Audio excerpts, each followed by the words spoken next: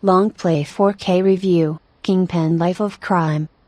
I found a disc with the game on my desk in 2000. I don't remember who left it there and when. Apparently, the one who did it doesn't remember it either, because the disc is still dusty on my shelf in the pantry. Cards, money, 2 guns. The inscription on the box suggested that our localizers again engaged in amateurishness, and translated, at that time unknown to me, game, as they saw fit. And in fact, the real name of that shooter was Kingpin, Life of Crime. The muzzies on the cover were a bit embarrassing, but at that time it was hard to get games. Today's younger generation can hardly imagine it, and so I still stuck the CD in the drive and installed this creation. After launching the game, I was faced with a gloomy urbanistic main menu. Doubts crept in more and more, but it was too late to stop. Maybe I shouldn't waste my time on this, I thought, looking at the loading screen. But then, when in the opening scene after the main character is beaten by the 2 bosses, the first one stands up and sends those 2 in the backs of pure Russian mate, it became obvious to me that I want to spend my time on it. Freaked out, went to kill the mob boss. As I mentioned above, the nameless protagonist was given a good thrashing at the beginning of the game. The villains wanted to show that they were not happy to see him on their territory, and that next time everything might end up quite differently. How deservedly we were treated this way, the game is silent.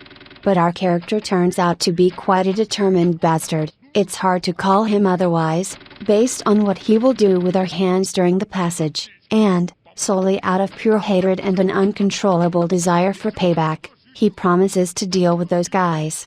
And at the same time he decides to visit the mafia boss of the fictional city of Poisonville, where we will be villainized.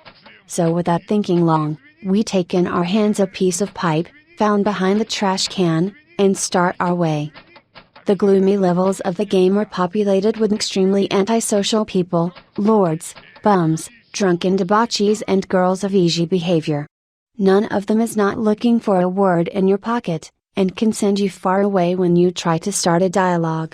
Fortunately, we are also given the opportunity to rinse with a strong word impudent bore, but if such a verbal altercation happens to be, there is a high probability that the polemic will end in a fight. And here everything already decides who has a better weapon, and whether the enemy is not rushing to the aid of his comrades. True, in the game we are also allowed to take in our partner's different kinds of enthusiasts, who will go with us on a difficult journey, if we pay them. But I've always been a lone wolf in shooters, and giving money to those who will be killed sooner or later just didn't make sense to me. So to walk the road from the dirty slums to the financial center of the city, I would advise you to go it alone. A pipe is a killer, but I'd like to have a firearm.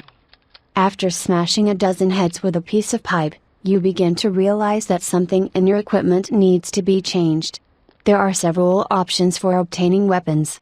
You can still with the same piece of pipe to break to the happy owner of a gun or pump-action shotgun, and try, risking your life, to seize his good. Or you can save up money, picking up green papers from the corpses that appeared after our activities, and in the gun store to buy a copy to your liking, which will be enough finances, of course. There you can also buy ammunition and make a simple upgrade of the available guns. For example, to attach a silencer to the gun. There are not so many weapons in the game, and at the initial stage the arsenal is not available in full. However, it's fun and not boring to blow heads to fleshy pieces even with a simple shotgun. Come on, who is brave?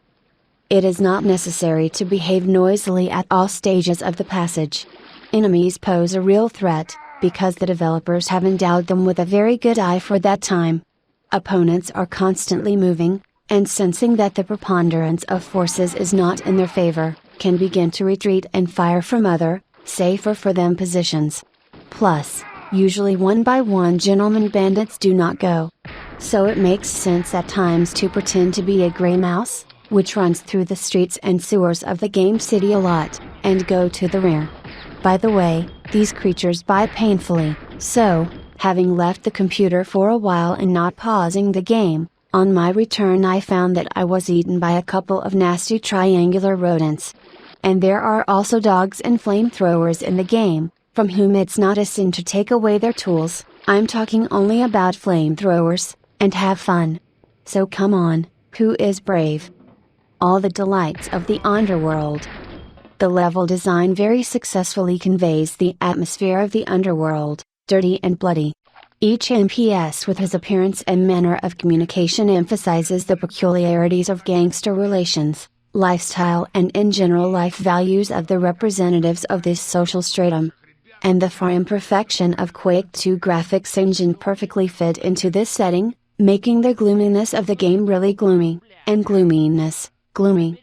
And it's hard to tell exactly what time period is touched upon in the game. It looks like a bloody 50s showdown, but also captures a futuristic feel at some points. Throughout the game, there is no desire to stop. On the contrary, the feeling that you are getting closer and closer to the big boss, becoming a more and more dangerous person, fuels interest and the desire to reach the end. And having reached the goal, by pressing the key 1, change your machine gun to that very pipe, approach the boss and call a